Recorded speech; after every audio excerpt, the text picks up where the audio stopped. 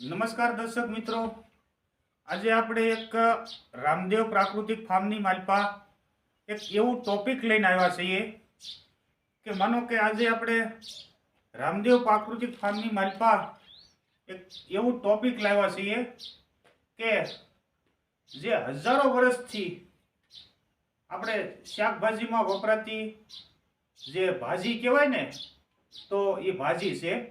તો આપણે આ છે તાંદૂળની ભાજી. તાંદૂળ કહીએ ને, તો આ તાંદૂળ છે. માનો કે આ તાંદૂળની વેરાયટી એવી છે કે આપણા રામદેવ પ્રાકૃતિક ફાર્મની જ છે. આ દેશી વેરાયટી છે. આના પાન પુષ્કળ પ્રમાણમાં મોટી સાઈઝના હોય છે. આપણે આ જે બે છોડ રામદેવ ફાર્મની માલપા તૈયાર કર્યા છે બીજ માટે, તો આજે આનું બીજ છે એ આપણે રામદેવ ફાર્મમાંથી મળી જશે. અને એક આની ખાસિયત એક એવી છે કે આ છોડને જ્યારે આપણે ભાજી લાયક થાય ત્યારે વાઢી લેવાનું હોય છે. એક પછી એક વાઢ્યા કરવાનું. તો આ છોડની માલપા ઓછામાં ઓછા 7 વાઢ આવે છે. તો ખેડૂત, કોઈ પણ ખેડૂત આ તાંદૂળની ભાજી જે ઉપયોગ કરે તો એને અવારનવાર વાવવાનું રહેતું નથી. આપણે જે દેશી તાંદૂળ આવે છે એ દેશી તાંદૂળ આપણે ખેતરની માલપા જે ખરપતવાર કહેવાય છે, તો ખરપતવાર રૂપમાં થતું હોય છે, નિંદામણ રૂપમાં. તો નિંદામણ રૂપમાં થતું હોય છે તો એ નુકસાન કરે છે ખેતરની માલપા. આપણા ખેતર મોલ ઊભો હોય, ઊભા મોલની માલપા આપણે મજૂરો કરીને બહાર કાઢવું પડતું હોય છે. તો આને બીજ બહુ મોડા આવે છે. આ માનો કે આજે આપણે આ તૈયાર કર્યું, તો આ તૈયાર કરવામાં ઓછામાં ઓછા મારે આજે 6 મહિના લાગ્યા છે.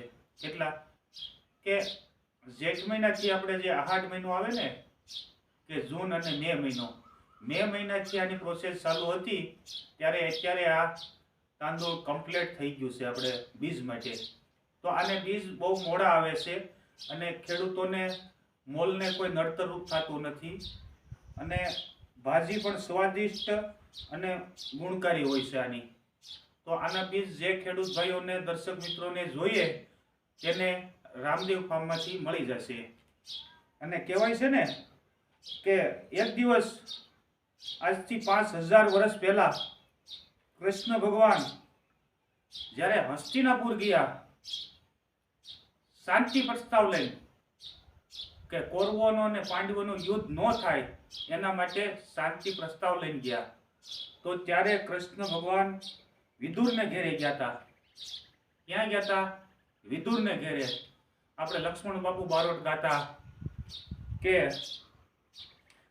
ઉસ ઉસ મેલ રાજા દુર્યોધન તણા રતિભાર સેન પાય. ઉષા ઉષા મહેલ કે રાજા દુર્યોધન તણા કે રતિભાર સેન ન પાય. કે ઉદ્ધવજી હાલો, ઉદ્ધવજી હાલો ને વિદુર ઘેર જાય. બંટીનો રોટલો ને તાંદળિયાની ભાજી,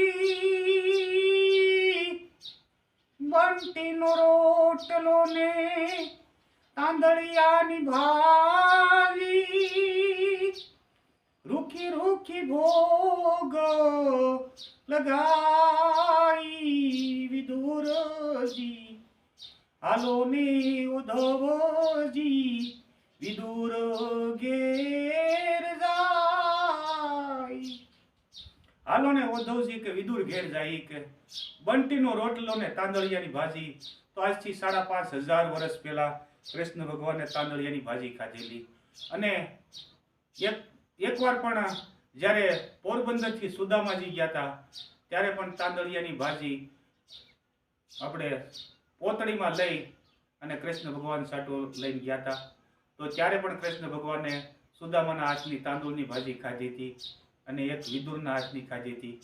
એના જીવનકાળની માલપા તો ઘણી વખત ભાજી ખાધી હશે, પણ આ બે ભાજી જે ખાધી હતી એ ભાજી જેવી ક્યારેય બીઠપ કૃષ્ણ ભગવાનને આવી નહોતી. તો આપણે આ તાંદળિયાની ભાજીનું આજે બીજ માટેનો વિડીયો લઈને આવ્યા છીએ. તો રામદેવ પ્રાકૃતિક ફાર્મની માલપા અવારનવાર આપણે એવા અવારનવાર જુદા જુદા ટોપિકો લઈને આવતા હોઈએ છીએ કે માનો કે જે વસ્તુ આપણે જે આપણા વિસ્તારની માલપા જે ખેડૂતો છે, જે ગ્રાહકો છે, એની પાસે ન હોય, મળવી મુશ્કેલ હોય, તો એ સમયની માલપા આપણે નવું કાંક ને કાંક ગોતતા હોઈએ છીએ. તો આપણે આજે રામદેવ પ્રાકૃતિક ફાર્મની માલપા આ તાંદૂળ છે. તાંદૂળ મિત્રો જોઈ શકો છો કે આજે જોઈ શકો છો મારી 5.5 ફૂટ હાઈટ છે, મારા માથા પ્રમાણે કમ્પ્લીટ આવી ગયેલું છે.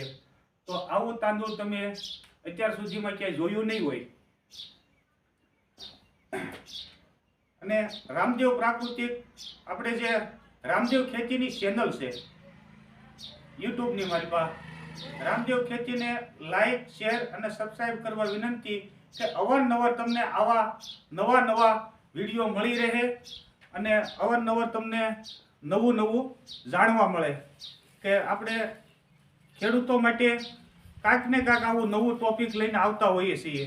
તો નમસ્કાર, જય હિન્દ, જય ભારત.